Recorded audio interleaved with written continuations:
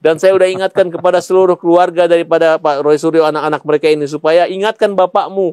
Ingatkan ya, ingat dan zaman PKI dulu.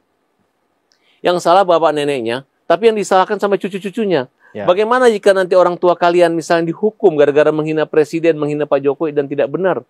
Tolonglah, kalau kalian ingin masih berpelukan, sayang-sayangan orang tua di penjara, tidak di penjara, ingatkan orang tuanya, ingatkan suamimu. Yang itu yang saya sampaikan terus berulang kali kepada keluarga ini. Karena mereka betul-betul mempermalukan. Inilah saya mengatakan ini adalah peneliti-peneliti berandalan, peneliti-peneliti gerombolan peneliti yang ugal-ugalan. Ya. Bang, gimana sih ceritanya bisa ketemu sama Profesor Paiman ini, Bang? Ya, Prof ini kan ketua umum sedulur Jokowi gitu. Oh, 2019 kan kita sama-sama bantu Jokowi, Pak Jokowi jadi presiden. Ya. Tapi beliau ini udah dari Solo, zaman Solo Gubernur Jakarta. Ya. Waktu itu memang saya kan tidak terlibat di independen lah. Karena saya punya LSM namanya Hajar, Hukum Jamin Rakyat. Ya memang belum berperan di pemerintahan ini, belum dilirik nih sama baik Pak Prabowo maupun Pak Jokowi. Karena waktu itu memang teman-teman semua dapat jabatan duta besar, menteri, wakil menteri. Kalau saya enggak, ya makanya saya lurus-lurus saja. Tapi ketika saya lihat Pak Jokowi kok dihina orang, kok dipermalukan gitu. Kemudian nyambung ke profesor lagi gitu. Nah, saya hubungin profesor, Prof ini nggak bisa dibiarin, Prof. Profesor tuh nggak mau loh ngelaporin. Tapi ketika lama-lama profesor dituduh beralih nih dari ijazah palsu yang sudah dihentikan, kemudian dilarikan bahwa beliau dengan masa lalu pernah kerja di percetakan, mengetik, mencetak, kemudian yang merekayasa semua, padahal persoalan intinya udah dihentikan. Ya. Nah, profesor bilang, Mas Farhat, saya mau curhat nih, ayo. Sebenarnya curhat, sebenarnya agenda itu seminggu depan sih kita buat laporan. Tapi Prof, kelamaan Prof, gitu kan. Ya. Akhirnya sebelum ke Solo, hingga membuat laporan, gugatan juga sidang di tanggal 29, dan profesor ke Solo aja acara PSI. Ya, saya mengawal profesor dan kami diterima sama Pak Jokowi. Di Solo? Di Solo. Itu sebelum laporan polisi apa? Sesudah polisi. Karena yang dilaporkan ini gini, pencemaran nama baik, kemudian ada juga pemerasan. Ya. Kurang lebih uang yang diterimanya hampir 12 juta. Itu ada bukti. Nah, makanya profesor semangat. Dia Farhat, aku jadi semangat nih kemarin. Ya mentalnya kan nggak asik gitu. Karena framing yang dibuat oleh dokter-dokter, orang-orang hebat, orang-orang katanya umat dan aktivis Indonesia ini, dia kalau saya lihat ya dari kesimpulan dan sehingga mereka naik ke penyidikan, Prof ini, mereka itu tidak punya data asli Pak Jokowi, tapi memiliki data yang seolah-olah katanya asli. Ya. Padahal diperiksa itu semua fotokopian. Jadi kalau dia bilang ini seenaknya analisa karena ada penelitian dan merasa ini merupakan riset dan tidak dengan cara-cara melanggar hukum, tidak dengan cara-cara melanggar norma sosial maupun norma hukum. Nggak boleh teriak-teriak permusuhan. Nah, inilah saya mengatakan ini adalah peneliti-peneliti berandalan, peneliti-peneliti gerombolan peneliti yang ugal-ugalan, yang arahnya itu menyerempet-nyerempet profesor gitu. Nah, kemudian saya menjelaskanlah dari awal. Saya dulu nulis tesis tentang status hukum presiden sebagai pelapor dan terlapor gitu. Begitu agung dan imunitas seorang presiden itu sangat dilindungi di satu negara. Di seluruh negara di dunia ini. Nah, kita contoh ya. Kepala negara asing aja, kedutaan besar, mobil korps diplomatik itu pun dihormati sebagai satu ekstrateritorial. Ya. Yang mana itu dianggap sebuah negara. Jadi tidak sembarang kita menangkap warga negara asing. Kalau warga negara asing aja kita hormati, masa Presiden Republik Indonesia atau ayah dari wakil presiden tidak kita hormati? Kalau memang satu produk dinyatakan itu sudah dihentikan, bukan merupakan peristiwa pidana, harusnya stop.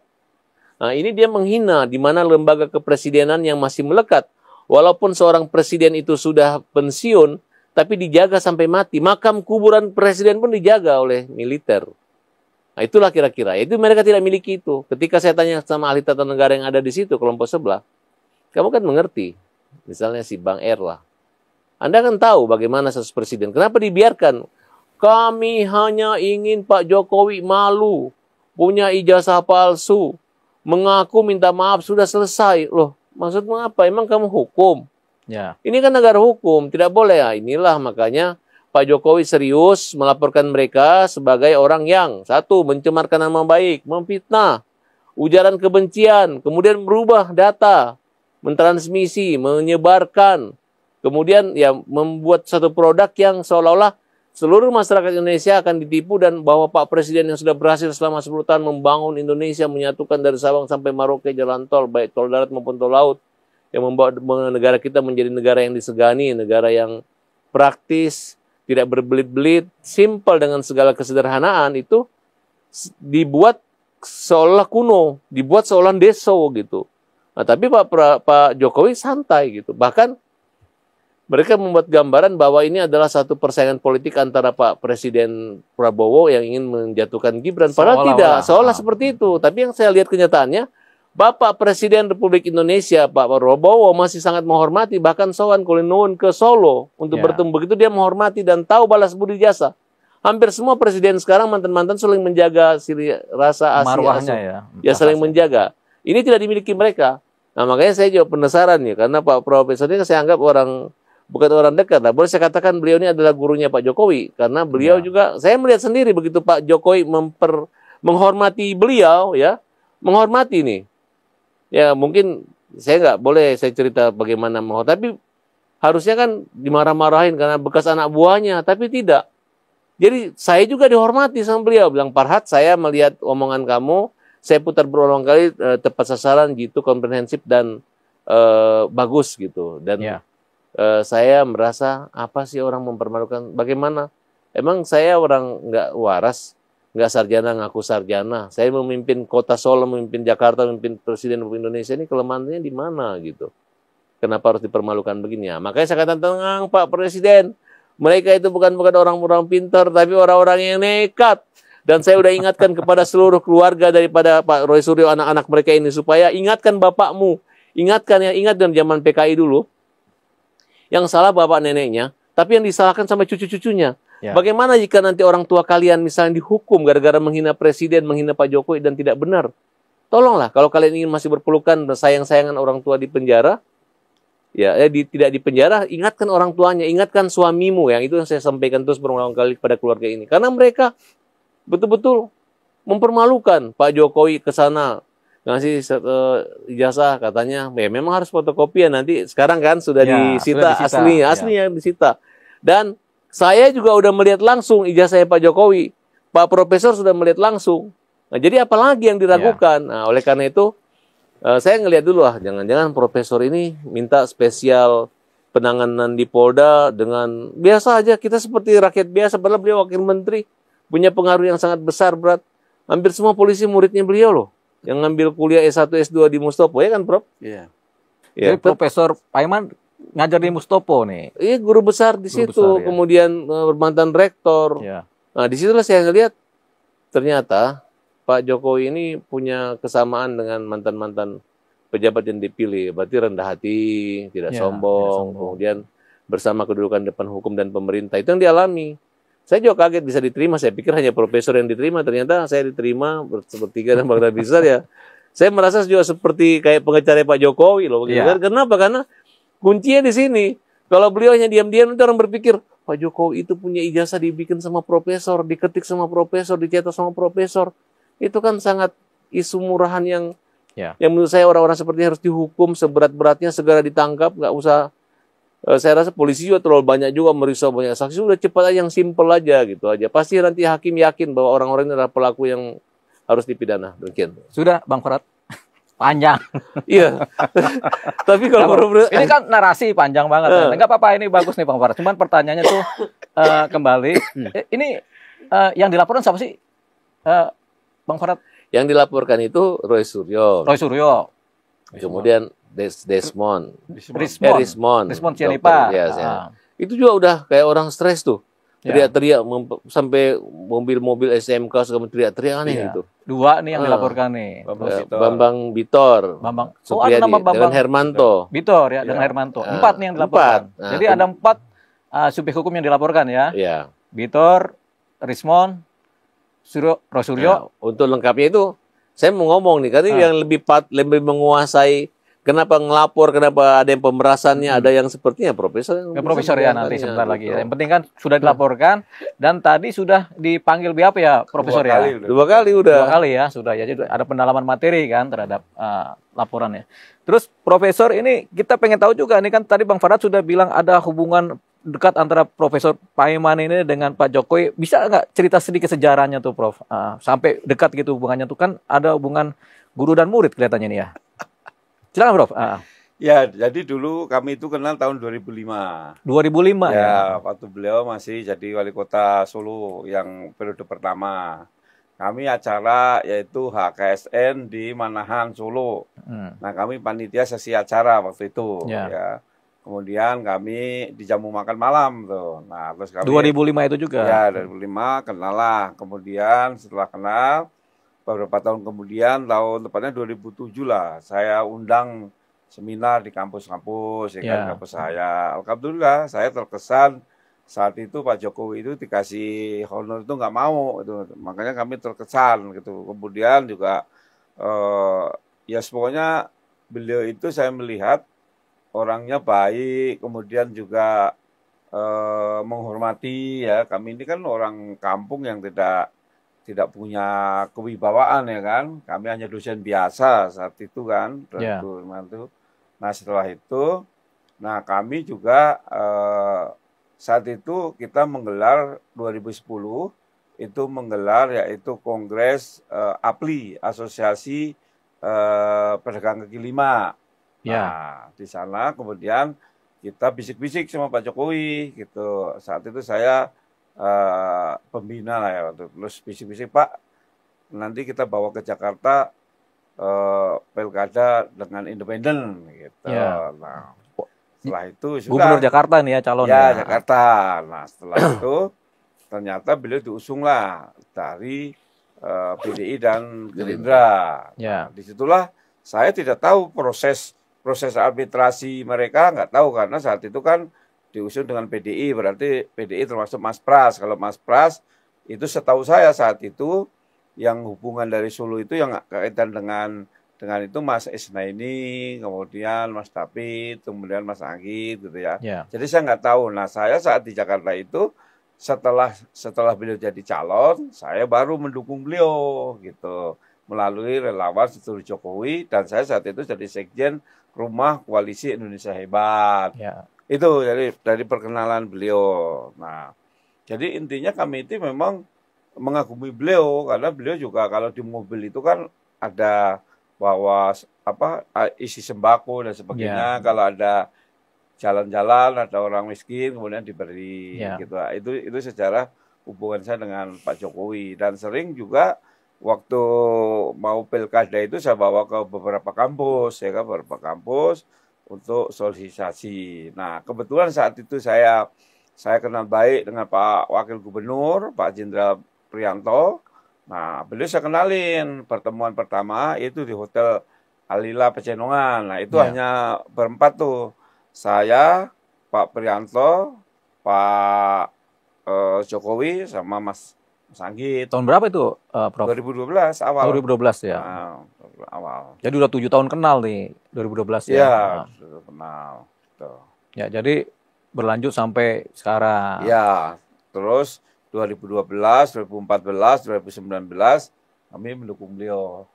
Ya, jadilah gubernur, jadilah presiden kan. Hubungan tetap berlanjut. Nah, pada masa jabatan Pak Presiden Jokowi itu, Prof kemudian diangkat sebagai ikut menjabat juga dalam posisi pemerintahan atau bagaimana, Prof? Ya, jadi setelah kami akrab dengan beliau, dulu saya waktu mendukung beliau itu saya ketua LMK ya, bahkan saya ketua LMK Jakarta Timur, kemudian forum ya. Nah kami bahkan saat itu jadi miskomunikasi dengan Pak Gubernur yang dulu Pak Poko ya. Nah, akhirnya saya bilang ya karena masa ada saudara nyalon saya nggak dukung gitu kan. Nah disitulah kita terjadi ya antara kubu-kubuan, akhirnya LMK saat itu. Nah setelah kami di gubernur menang, kemudian di Pilpres 2014-2019 beliau memang baik. Jadi saya itu kan sebenarnya kan nggak minta apa-apa, tapi beliau kan ya karena saya tulus, saya pun saat kampanye pun dikasih duit pun saya juga tidak mau. Saat itu silakan aja dikasih relawan yang lain, saya masih mampu untuk berjuang dengan kemampuan saya sendiri. Saya katakan begitu, memang saya selalu begitu. Nah, alhamdulillah setelah itu, nah 2014 menang, ya itu kami dikasihlah komisaris, ya kan, komisaris. Di tahun 2023 bulan Juli saya diberikan malah sebagai wakil menteri desa, pembangunan daerah tertinggal dan transmigrasi. Nah, kalau mereka mengkait-kaitkan ya, oh ini karena Pak Iman punya balas budi, kemudian dikasih lompatannya tajam. Saya itu merintis dari bawah, jadi dari bawah sekali. Dan saya juga, Pak Jokowi itu tidak pernah mau juga menempatkan orang-orang yang kan banyak orang-orang yang dekatnya Pak Jokowi enggak. Ini kalau saya kan, kalau memang saya kan dekat Pak Jokowi udah lama, tapi kan diberikan amanah ya kan baru tahun 2023, ya kan artinya beliau itu memang melihat orang profesional gitu loh, bukan karena ada balas budi dan sebagainya. Dan saya secara profesional, saya kan pendidikan saya doktor, kemudian saya juga profesor gitu. Seandainya saya ditunjuk beliau, kan juga punya kemampuan, kapasitas di situ. Dan saya memang organisasi desa, saya memang dari dulu, bahkan kami ini ikut melahirkan undang-undang desa, itu kami ikut merancang juga lah ya. Untuk lahirnya undang-undang desa gitu.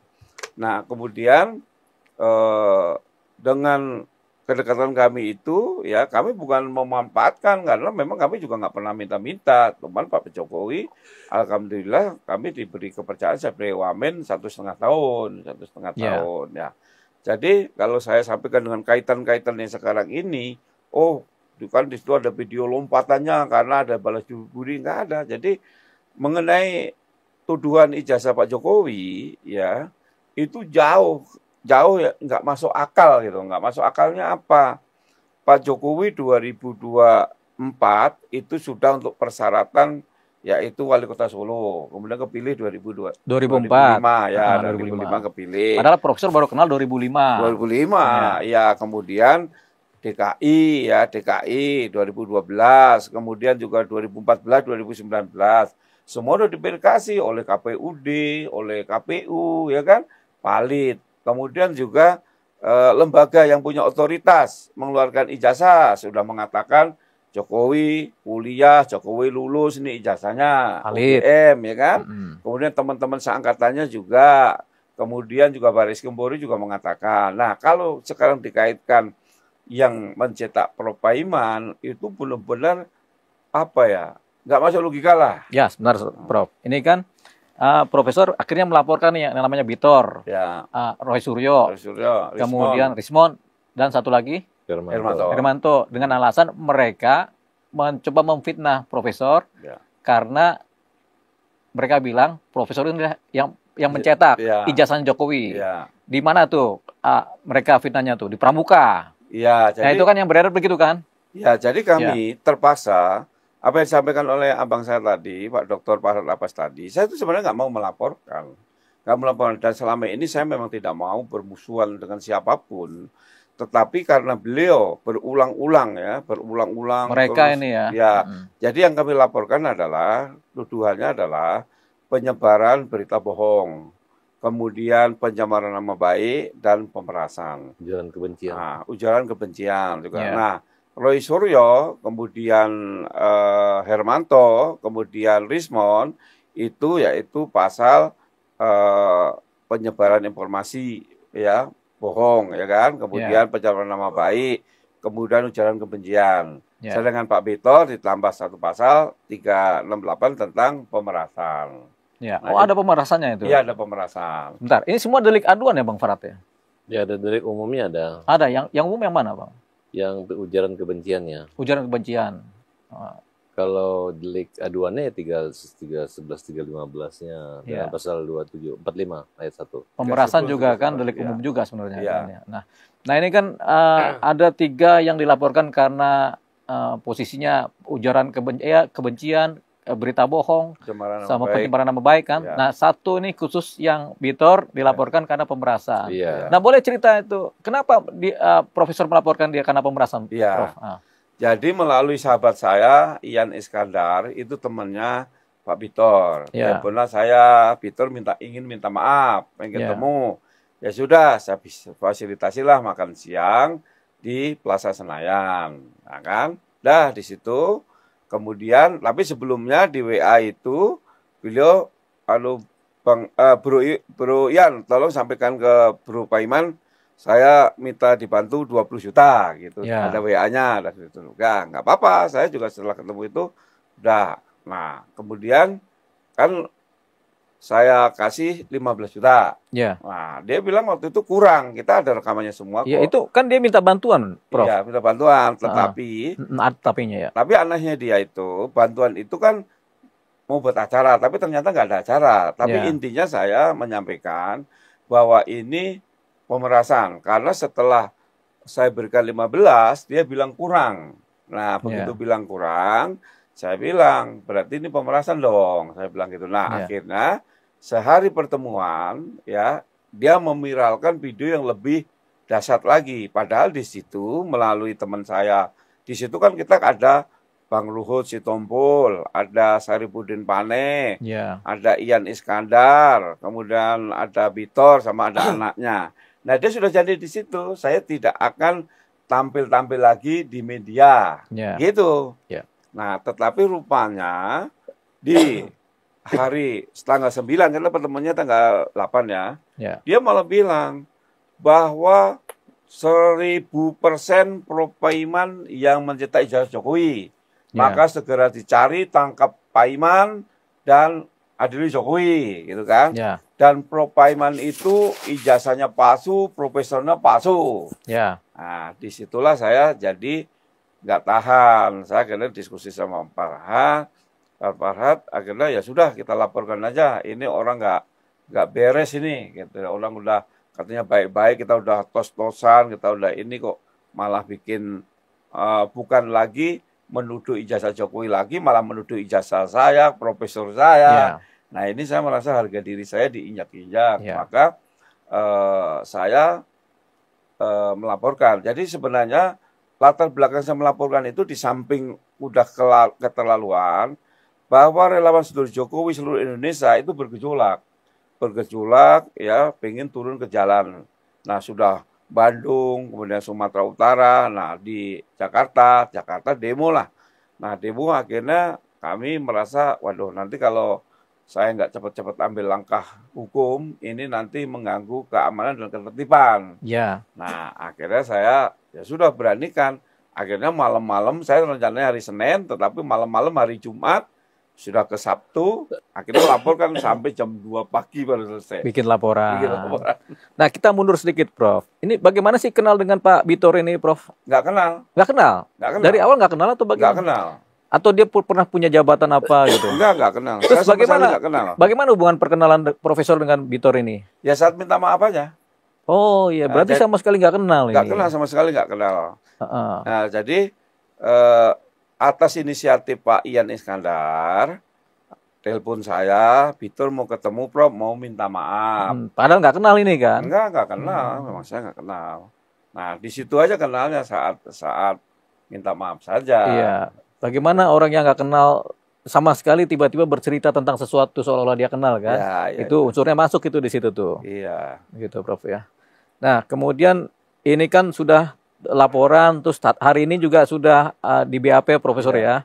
Jadi mudah-mudahan perkaranya cepat jalan ya. Gitu. Ini perkara sendiri. Jadi kalau ada perkara ini jalan juga sampai sidang, berarti kan ada beberapa perkara nih yang dialami oleh grupnya Roy Suryo CS ini kan.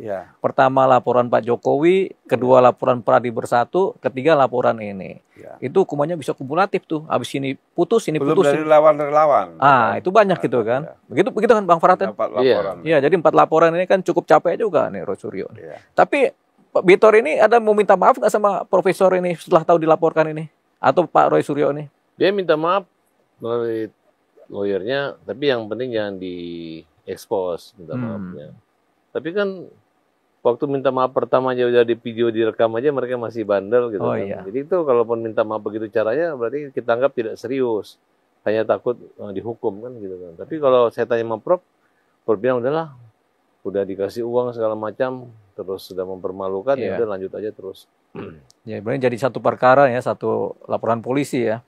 Nah, ini kan menarik setelah laporan polisi kita dengar juga Bang Farhad sama Profesor Paiman kan bertemu Pak Jokowi. Mungkin karena hubungan khusus Profesor Paiman kayak dengan Pak Jokowi ya. Jadi bertemulah di Solo sana kan. Gitu. Jadi komunikasi lah dua arah ya. Ya, kaitannya di Solo itu. Ya. Karena kita ada 2 gugatan. Gugatan pidana dan perdata. Ya. Nah, perdata itu sebenarnya Bang Farhad sama saya itu pengen membela Pak Jokowi, memulihkan nama baik beliau. Yang di mana nih? Yang di Jakarta Pusat. Oh, yang kemarin ini? Nanti tanggal 29. Oh, ada gugatan perdata. Ya, oh iya. Gitu. Jadi gugatan perdata ini kan gugatan pencemaran nama baik Profesor Paiman kan?